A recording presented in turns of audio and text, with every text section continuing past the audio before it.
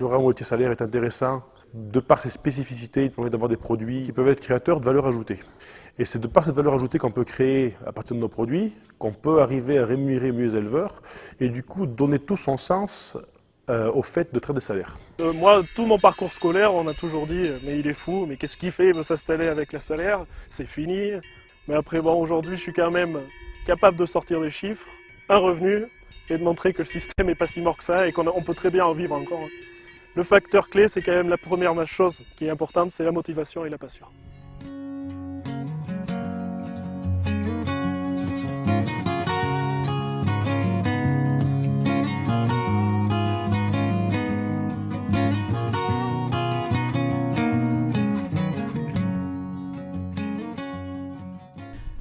Donc notre association Le Ciel pour tous a pour objet de développer les activités de pleine nature et notamment les activités de vol.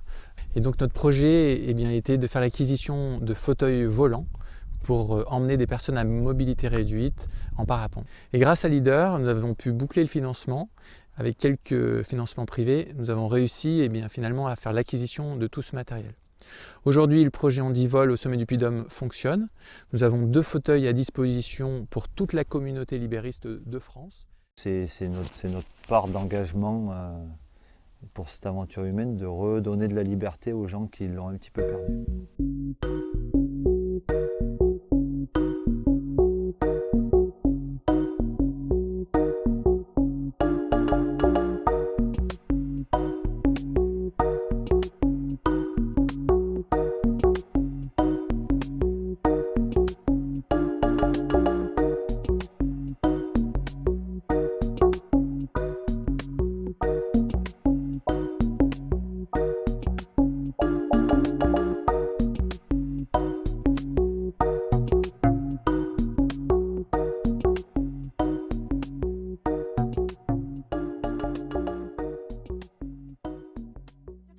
On va travailler sur la lecture du paysage, d'accord, et sur l'évolution de ce paysage qui est très particulier à notre région, d'accord. Qu'est-ce que ça évoque pour vous le paysage? Vas-y.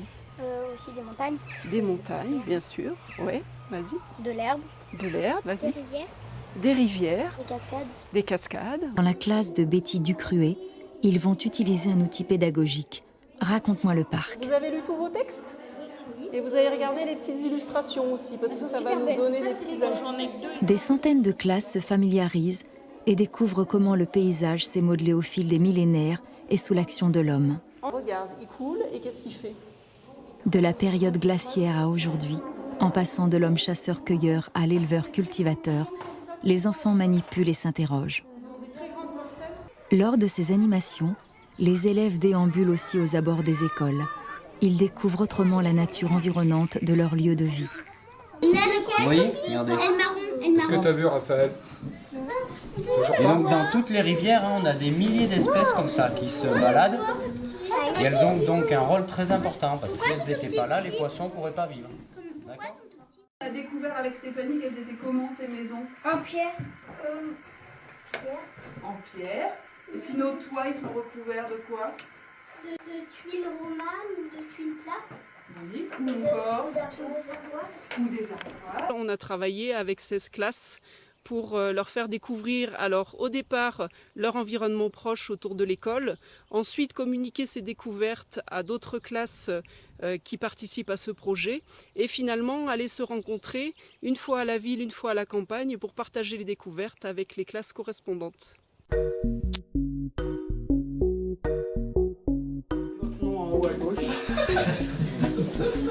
On va faire une interro. Voilà. Pour faire un sol, j'ai amené les ingrédients. Mais il y a plein de sols différents. Oui, mais pour faire n'importe quel sol, il faut à peu près toujours les mêmes ingrédients. C'est les proportions qui vont changer. Alors. À l'origine, on s'inspire de ce qui s'est passé pendant une vingtaine d'années en Creuse avec l'association Paysage et la volonté de faire vivre ces derniers remparts du commerce local que sont les bistrots. bistrotiers s'emparent du concept et en parlent absolument dans tout leur réseau. C'est pour ça qu'on a du monde, des gens qui viennent d'un peu partout. La soirée se partage toujours de la même façon, sur une fin de semaine, un apéro tchatch avec un intervenant sur un sujet alors le plus varié possible, avec la volonté de ne pas faire une conférence mais plutôt vraiment en échange avec le public, ce qui est vraiment très très apprécié. Ensuite un repas concocté par le bistrotier et enfin une fin de soirée au son d'une musique locale ou pas. Bonsoir. Bonsoir.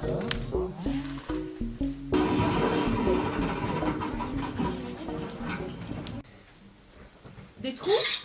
Ah bah oui. Ah mais il y a 30 ans on en a fait boucher pas mal. Hein. Non mais parce que dans cette montagne il y avait de belles plaines. Et il y avait ces cochons de trous gaulois. Parce qu'à l'époque, parlons de l'époque, hein, nos anciens fauchaient les endroits en pente qui n'étaient pas faciles d'accès. Le travail était...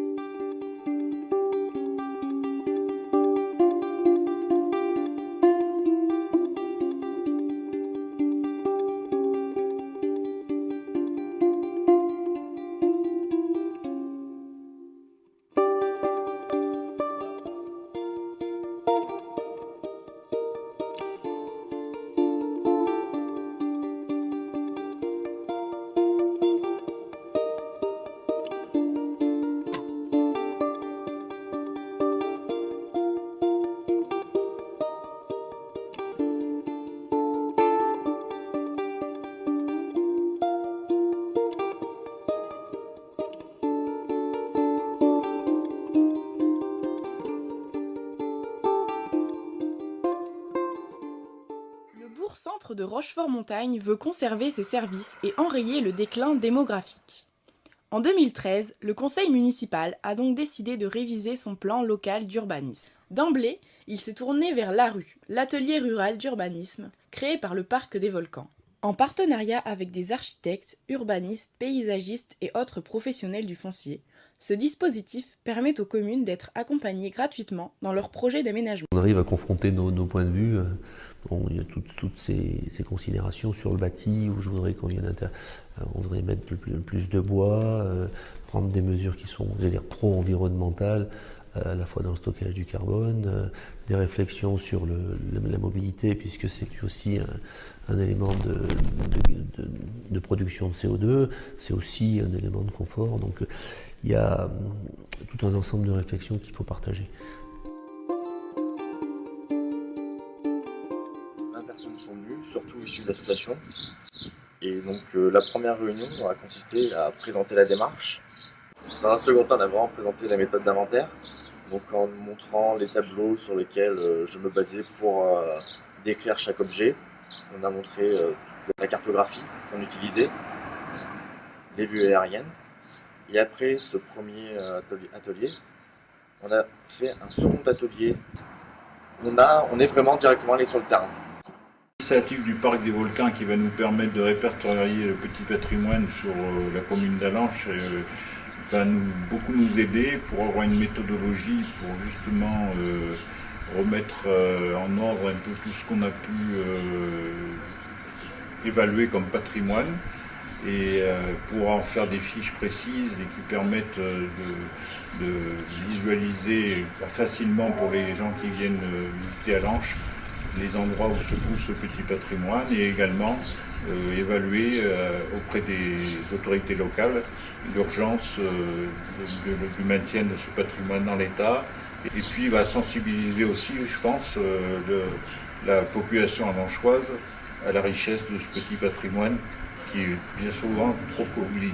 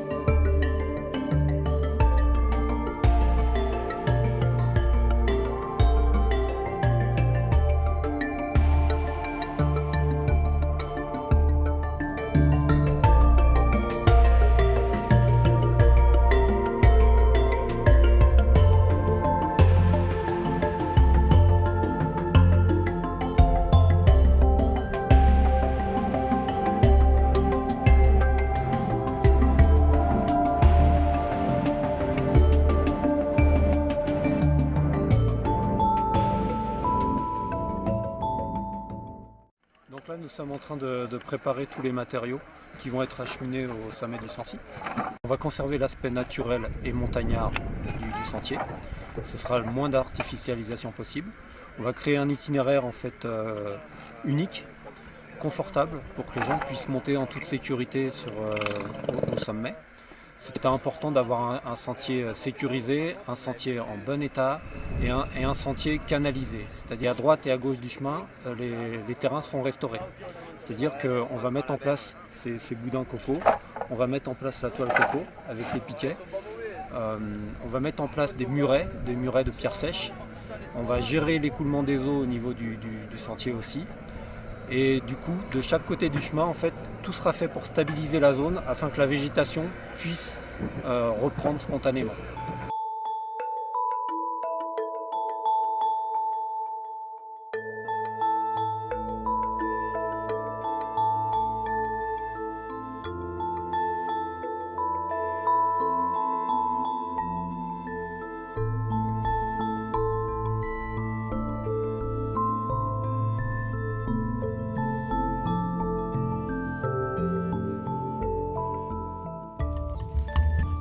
Vous avez fait derrière?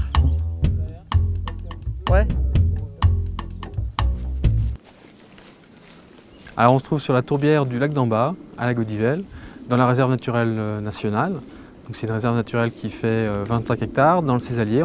C'est une tourbière sur laquelle on fait de nombreuses études sur la faune et la flore. Et aujourd'hui on entame un nouveau programme d'études sur des insectes patrimoniaux, cuivré de la bistorte. Il est marqué un carré qui a une recapture et un qui n'est pas encore marqué. Et l'autre, on va le marquer. Alors c'est un papillon que l'on suit sur la tourbière de la Gaudivelle parce qu'il a un intérêt vraiment patrimonial. D'une part, c'est une espèce qui est protégée au niveau national, mais c'est une espèce qui a un grand intérêt européen également, parce qu'on s'est aperçu que la plupart des populations européennes déclinaient fortement depuis 10 à 15 ans. Donc là on se trouve dans le milieu de vie typique du cuivré de la bistorte sur le Cézallier. Cette petite plante sur laquelle la femelle va venir pondre et qu'ensuite, après éclosion des œufs, les chenilles vont consommer. Donc le cuivré va faire son cycle grâce à cette plante, ce qu'on appelle la plante hôte du papillon. Nous avons la chance d'avoir toutes ces montagnes, principalement sur la commune d'Orsine, qui sont mises à notre disposition et que nous entretenons du mieux que nous pouvons pour tenir un paysage ouvert. Donc Jean-Luc Touré, je suis éleveur de brebis sur la commune de Gelles, en GAEC avec mon épouse. Donc nous avons une troupe de 660 brebis mères de race Rava. Donc c'est une race rustique locale, quoi. C'est la race des dômes. Donc nous amenons tous les ans 250 brebis sur les styles d'Orsine. Ça entretient cette chaîne des dômes et bon, c'est une façon de voir les choses qui nous plaît également bien. Donc Gare Nature sur la chaîne des Puys, donc on a un rôle de surveillance et de sensibilisation du grand public sur des espèces naturelles. On va auprès des bergers leur offrir une aide un peu technique, donc faire de la surveillance et de la sensibilisation auprès des randonneurs, des usagers. Et par exemple, faire respecter aux randonneurs la cohabitation avec les troupeaux. C'est vrai que nous n'avions pas ce contrat à tenir avec les estives de Savoie et des Hautes-Alpes qui sont dédiés aux troupeaux, qui sont donc déjà des milieux ouverts qu'il faut faire pâturer selon le cahier des charges aussi, pour éviter la surpâturation, pour éviter que certaines parcelles deviennent grossières. On retrouve cela ici, avec en plus le côté très touristique, qui est assez stressant, il faut dire. Bon, les gens ne savent plus qu'une brebis est un animal peureux, qui a besoin de beaucoup de tranquillité. Alors je pense que tourisme et pastoralisme peuvent très bien cohabiter, à condition que chacun respecte la tranquillité de l'autre. La commune de Volvic a pris en 2006 un arrêté municipal afin de préserver les zones les plus fragiles de la commune.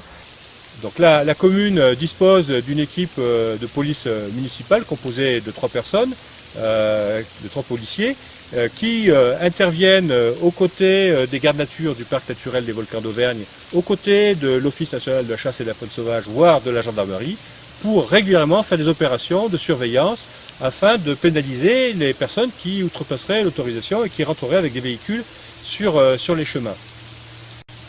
Notamment ici, on est sur le col de la Nugère, qui est une zone très intéressante sur le plan écologique, qui est dans le site Natura 2000, qui est dans les zones naturelles d'intérêt écologique, faunistique et floristique, qui est dans le site classé de la chaîne des Puys.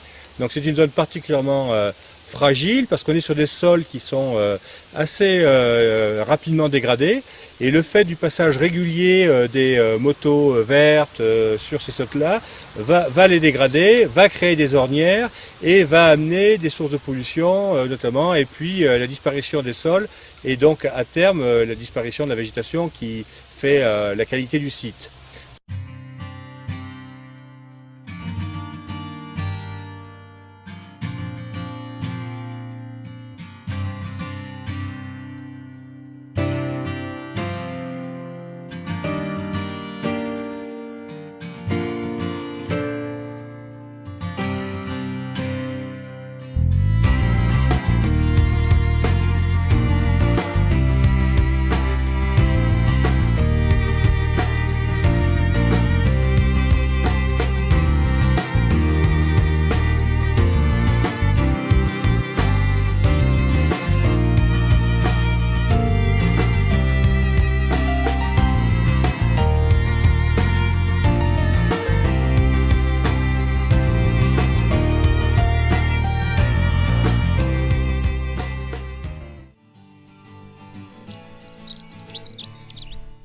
Les caractéristiques de cette zone, finalement, c'est d'avoir donc un certain nombre de lacs qui sont vraiment d'intérêt. Parmi eux, donc, vous avez le lac Pavin, le lac Montcinaire, le lac Bourdouze et le lac des Bordes. Donc on peut se poser la question de savoir, finalement, ces lacs, comment vont-ils évoluer? Là, on peut se placer à 2 échelles différentes. Si vous vous placez à l'échelle des temps géologiques, le destin de ces lacs est inéluctable, c'est le comblement. Par contre, si vous vous placez à une échelle humaine, eh bien là, c'est là où ça nous interpelle, parce que depuis un certain nombre de décennies, vous avez une dégradation généralisée des eaux des lacs. L'activité humaine qui provoque finalement l'arrivée dans les lacs d'éléments qui enrichissent trop les eaux, et ça se manifeste finalement par ce qu'on appelle de l'eutrophisation, et donc une dégradation de la qualité des eaux. Face à ce constat, le Parc des volcans d'Auvergne a rassemblé les acteurs locaux afin de bâtir ensemble un programme d'action. L'objectif est ici de concilier les activités humaines et la préservation des lacs à une échelle cohérente, celle du bassin versant. Chaque goutte de la tourbière d'Épinal finalement va se retrouver à Bordeaux, dans l'estuaire de la Gironde. Il y a 12 000 ans, on a eu la formation de ces petits lacs. C'est la plante qui fabrique la tourbe. Paraît-il que les filles du coin n'avaient pas de succès au bal parce qu'elles sentaient la tourbe. Mais alors le côté l'humain vous intéresse pas du tout alors. Il y a que les grenouilles vertes et les drosera et le reste qui vous intéressent finalement. Cette densité de zones humides et de tourbières avec toutes les espèces qui y sont inféodées, ça en fait un cœur de nature, un réservoir de diversité qui est unique en France. Il y a beaucoup d'espèces protégées. Donc on a vu la classique drosera, la petite plante carnivore. L'intérêt de cet exercice, c'est que chacun puisse quand même exprimer son point de vue, son regard, ses attentes par rapport à un vécu ou par rapport à un autre angle de vue, une observation. Et ensuite de voir vers quoi ça nous oriente en commun. Ne pas perdre de l'idée que ce soir, il faut qu'on sorte d'ici avec des choses sur lesquelles vous ne serez peut-être pas d'accord. C'est possible et c'est même souhaitable. On dit qu'agriculture et tourisme cohabitent, ça devient de plus en plus difficile. Il y a quand même du bétail qui peut s'abreuver là-bas. Donc il est possible, il est même question qu'on fasse des abreuvoirs.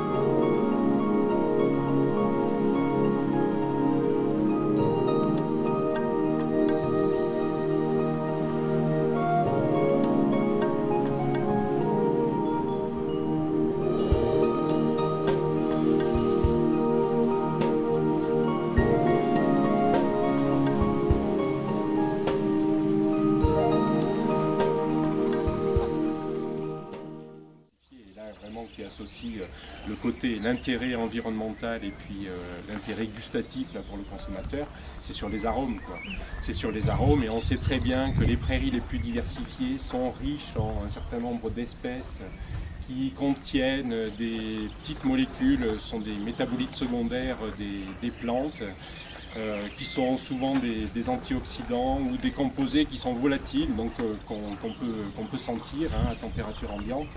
Et on a très clairement démontré que ces molécules-là, des plantes, de certaines plantes des prairies, comme le fenouil, comme l'achillée millefeuille, comme la flouve odorante, ces molécules, on les retrouve dans le lait et on les retrouve dans le fromage. Voilà. Donc ça, c'est très net. Et c'est au point que il suffit de faire une analyse en fait sur le fromage pour savoir ce qu'a mangé la vache, quoi.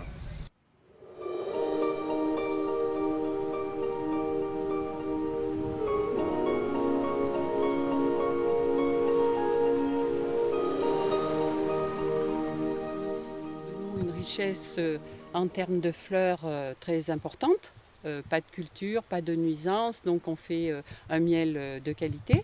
En plus, nous sommes dans le parc qui est synonyme de qualité paysagère, économique, enfin on essaye en tout cas, et très content d'être dans le parc des volcans. Donc on souhaitait que notre miel soit identifié comme appartenant effectivement au parc des volcans et comme étant un produit de qualité. Aujourd'hui, il y a 5 marquages sur le territoire du parc. Les pâtisseries traditionnelles, la viande salaire, le miel, la gentiane. Le parc naturel régional des volcans d'Auvergne a vu un nouveau marquage apparaître, le marquage fromage et produits laitiers. C'est un marquage qui est issu du territoire puisque c'est les producteurs qui l'ont demandé. C'est un marquage qui est né sur les produits laitiers, donc à base de lait de vache, de lait de brebis ou de lait de chèvre, pour mettre en valeur les productions hors appellation d'origine protégée sur le territoire du parc. Il y a à ce jour 10 producteurs qui bénéficient de la marque, 6 en vaches, 3 en chèvre et 1 en brebis, répartis sur le territoire du parc des volcans entre Puy-de-Dôme et Cantal. Donc, le cahier des charges de la marque fromage et produits laitiers du parc des volcans est basé sur les trois piliers de la marque qui sont le lien au territoire, la préservation de l'environnement et la dimension humaine de l'exploitation. Nous sommes autosuffisants en alimentation, on n'achète aucun intrant venant d'ailleurs, sans OGM bien sûr. Nous avons à peu près 90 hectares, principalement en herbe, on fait un petit peu de céréales d'autoconsommation. On est en bio, ce qui nous permet d'avoir vraiment une reconnaissance de nos produits auprès des AMAP et auprès de même toutes sortes de clients, parce que je trouve qu'en bio c'est important, parce que c'est un grand respect, et puis ça va avec le parc des volcans, ça va avec la nature, donc c'est tout un ensemble qui nous tenait à cœur. Nous faisons bien sûr le pain et surtout le carré de salaire, qui est un produit local. Le carré, c'est notre produit phare. Le carré a été créé dans cette maison. On fabrique la brioche de tomme aussi traditionnellement. Donc la brioche de tomme, c'est une recette auvergnate.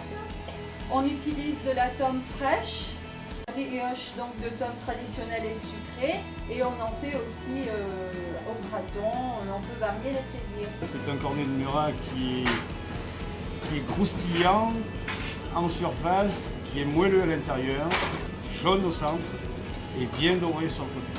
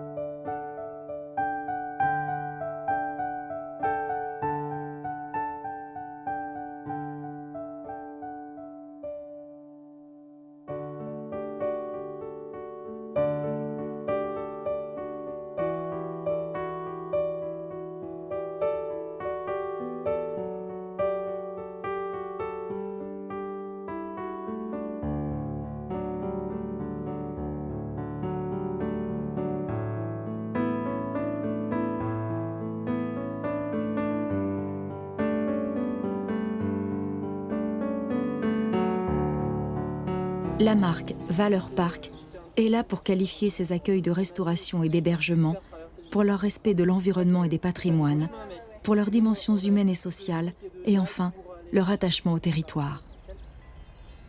Avant que les randonneurs ne reviennent, Eve Alcaïd du parc rencontre Stéphane Serre, le co-gérant de Alta Terra. Ces rencontres permettent de faire un bilan de l'activité des prestataires au regard de l'attribution de la marque Valeurs Parc. Si tu veux bien, on fait un bilan de ce qui avait été retenu et voir où vous en êtes aujourd'hui. En fait, on s'est recentré un petit peu principalement sur l'hébergement et les actions d'animation autour de l'hébergement et à la table d'hôte le soir, qui sont des moments toujours de partage avec les gens, de bilan de la journée, de préparation de la journée du lendemain. En fait, on s'est positionné sur ce segment-là et ça, c'est plutôt très sympa avec la terrasse qu'on a en fait et la vue. Après la journée, là, de manger les petites choses qu'on propose, soit en végétarien, soit en assiette de fromage et charcuterie du pays, préparation sucrée aussi. Pour l'aspect innovation, vous aviez parlé à l'époque de créer des cabanes autoconstruites, éco-conçues pour permettre le séjour en autonomie. Donc ça c'est fait, donc on avait un permis construire pour 2 et en fait on en a réalisé une il y a un peu plus d'1 an.